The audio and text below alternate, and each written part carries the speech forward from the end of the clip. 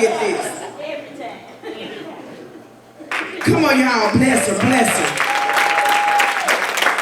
First Lady's Manual. Who wants First Lady's Manual? Come on. You don't have to be a pastor's wife.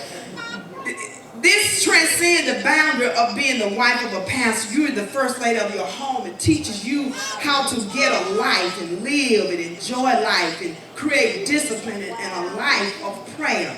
It teaches you how to build a support team. So God bless you.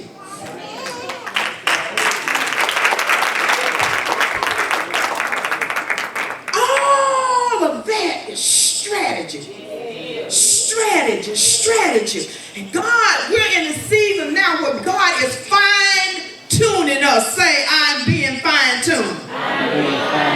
Come on, say it again and say it like you mean it. I'm being fine-tuned. Now let's look here. The strategy, part of the strategy is you're going to fall on your face.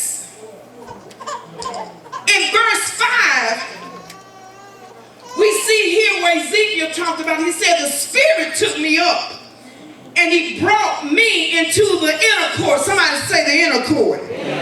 That's where the holies of holies is, and just everybody couldn't go in there.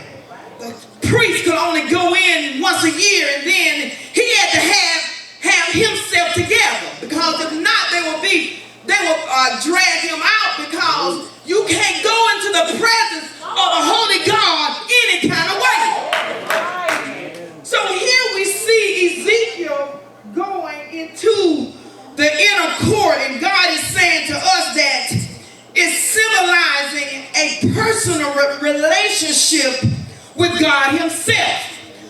And when he went into the inner court, we say, and he beheld the glory of the Lord, and the Lord filled the house. And then look what else is said in verse 6.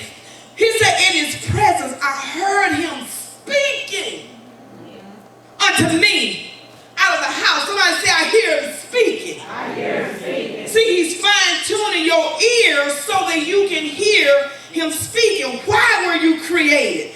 Isaiah 43:7 says, even everyone that is called by my name, for I have created him for my glory. Listen to that.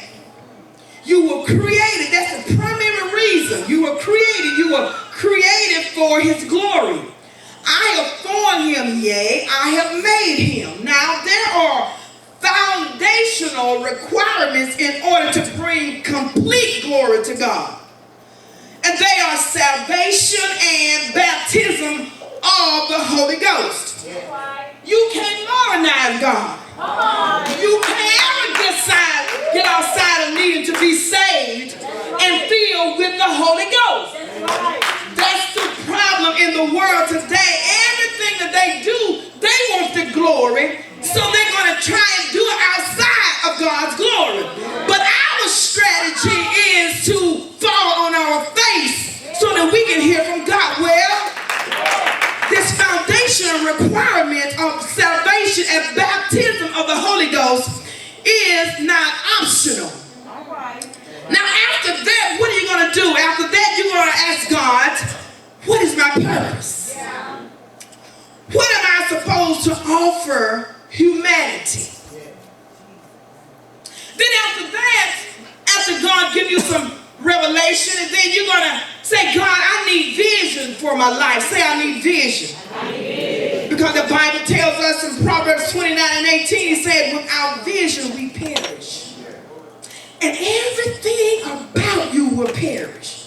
Just because it's looking like it's thriving, underneath it has no roots.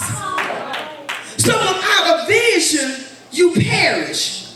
One translation said, people without a vision are unrestrained. Another translation said, people without a vision run wild. So I say to you, if you do not have goals, if you do not have vision or plan, you don't need a strategy. You can go nowhere on your own, doing whatever and however. Now, planning is really, really important. Planning planning is future oriented, whereas strategy is action oriented. So without faith, without action, without works, we know our faith is dead. Is that right? Now, as part of your kingdom strategy for your life, you will need these two things. Now, there are other things that we need. Yes, we need faith. Yes, we need favor. Yes, we need finances. Yes, we need this, that, and the other. But I want to highlight two things that you need more than anything. And these two things we're going to talk about tonight. It is you need God's face and you need God's hand. Now, this is part of my strategy, because when you seek his face and when you have God's hand in your life, you can't lose. Now, what is strategy? A strategy describes how the goals will be achieved by the means of your resources. It involves activities such as strategic planning. James 2:26 said, "For as the body without the spirit is dead, so faith without works is also dead." At this stage of life, I've got to make it count. Can we pause right here? At this stage of my life, I've got to make it count. In order to add value to my life, I have to give him the glory in every phase of my life and being. That's why this time I fell on my face. See, before I fell for the cues of the world, I took my cues from the world. You know, they tell you if you rub shoulders with this one and that one, you'll get ahead. If you hobnob, you'll get ahead. If you do a little underhand, you'll get ahead because everybody does it. No, see, that's what has gotten us off track. So before I fell for the cues of the world, but this time I'm falling on my face. Before I fell into depression, I fell into despair. I fell into social lies. I fell for religious lies that will tell you just do the best you can. It's hard being saved. How many know that's a lie? I fell for generational lies. Said, you know, everybody in your family had diabetes and you're going to also die of diabetes. But how many know the devil is a lie?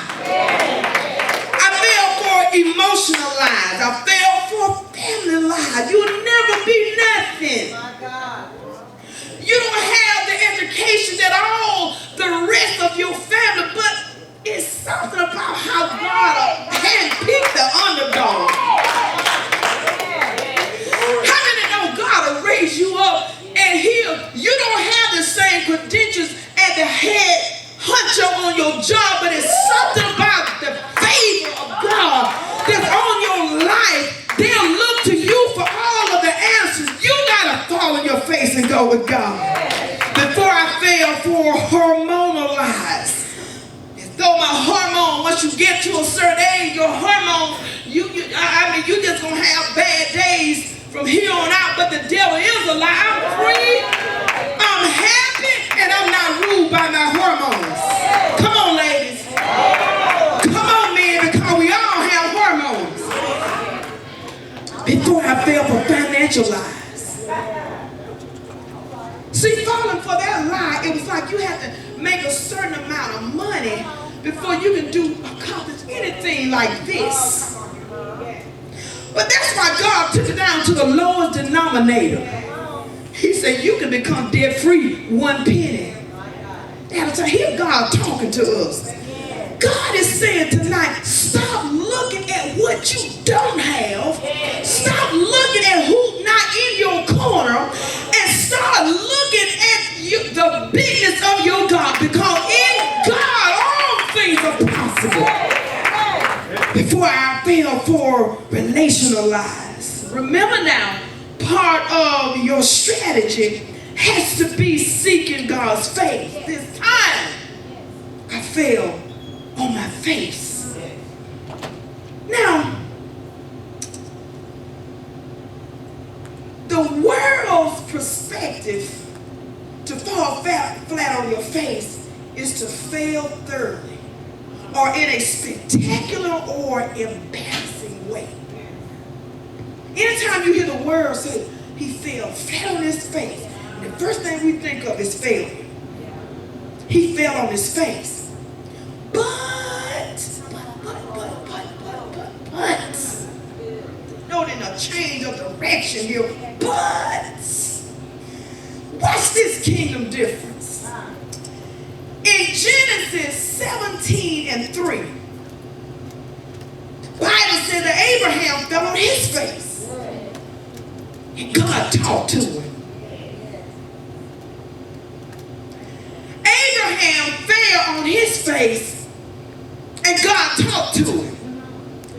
Numbers 20:6, Moses and Aaron went from the presence of the assembly unto the door of the tabernacle of the congregation, and they fell upon their faces.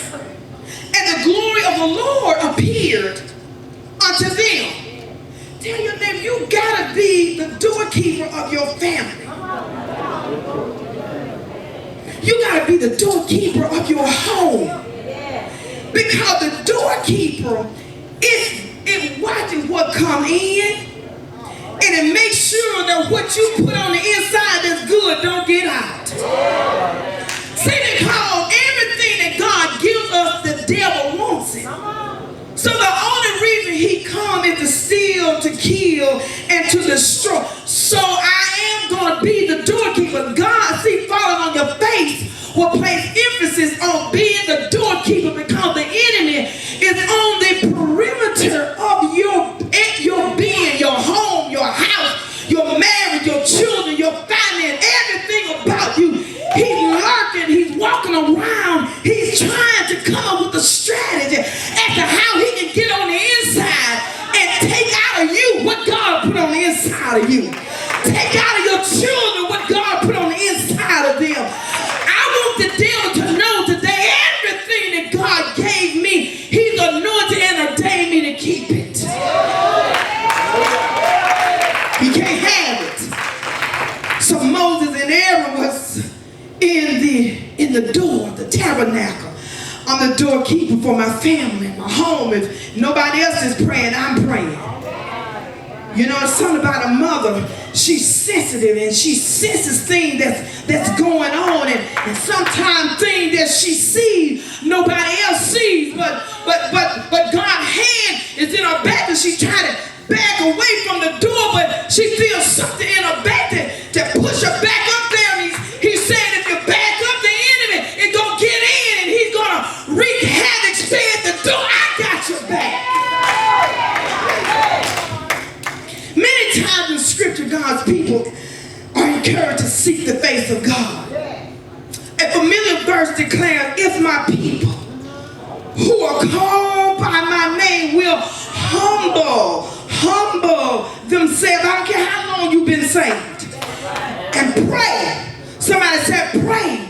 And seek my face and turn from their wicked ways. Then I will hear from heaven, and I will forgive their sin and will heal their land, according to 2 Chronicles 7:14. Some may ask, if we can't see God's face, how do we seek his face? Let me ask that again. Some of you, I'm asking for some of you. You're asking, if we can't see his face, how then do we seek his face? The Hebrew word for face in the Old Testament is often translated as presence. So to seek God's face is to seek his presence. The call to seek God's face was issued to his people because they had abandoned him and needed to return to him. You see, a person's face revealed much about his or her character, his personality. We see the inward emotions of a person expressed outwardly on the face. We recognize a person by looking at his or her face. In a sense, one's face represents the whole person. You may not be saying a word, but your conscience will bleed through. You're not saying it, but your conscience will bleed through. So to seek God's face, and let me hover here just a little bit, talking about seeking God's face. This is real important that we have a shift of mind tonight, because we're living in an hour to where we're looking for answers, and we're looking for this strategy or that strategy. How did they do it? Or how did they come over? But God is saying, I want to do just like I did with Abraham. I want to talk to you. But we're waiting until we hear it from somebody else. Let me tell you something. When you begin to seek